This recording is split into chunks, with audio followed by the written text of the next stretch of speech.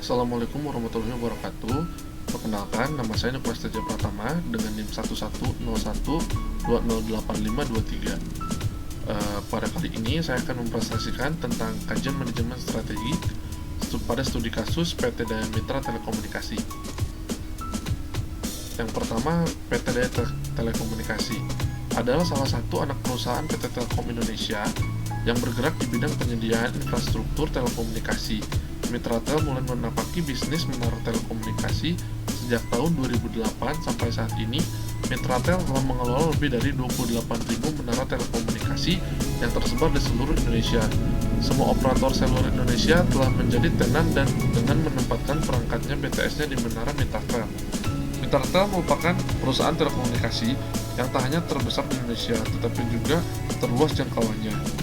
Anak usaha dari PT Mitratel itu dikelola oleh manajemen yang independen, terdiri atas 5 orang anggota direksi, di mana 4 dari Mitratel Group dan 1 dari kalangan profesional.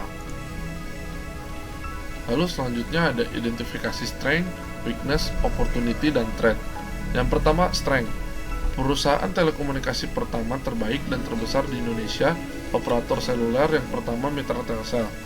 Lalu ada yang kedua yaitu weakness, anggaran belanja besar untuk infrastruktur dan perubahan perkembangan teknologi umum masa depan, operasional infrastruktur satelit yang terbatas. Lalu ada opportunity. Kemajuan teknologi membuat kecepatan dan kapasitas jaringan menjadi bertambah besar seperti teknologi 4G LTE atau long term evolution.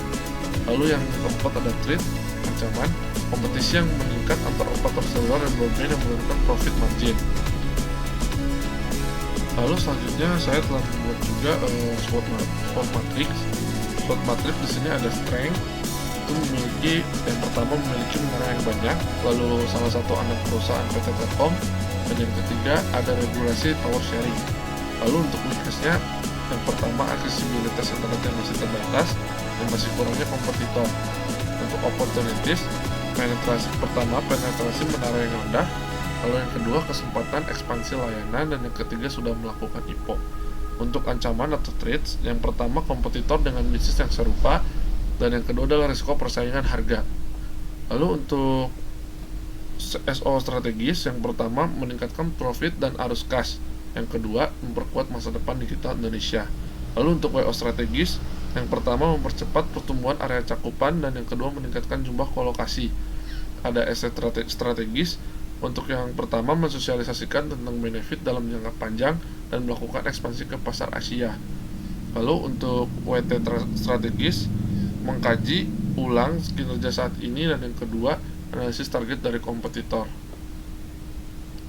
Lalu hasil analisis dari SWOT kali ini adalah yang pertama, menurunkan tarif layanan yang tinggi, dan yang kedua, meningkatkan kualitas layanan yang ada, yang ketiga, memperluas cakupan layanan yang ada.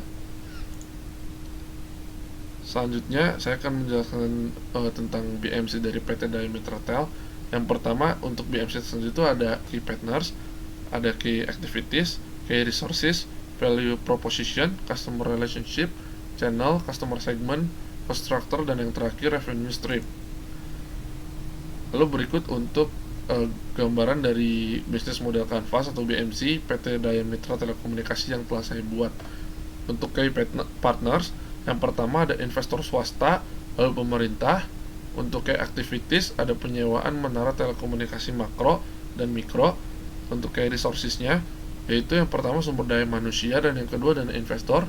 Untuk value proposition, yang pertama layanan memiliki kualitas yang bagus dan jaringan yang cukup luas.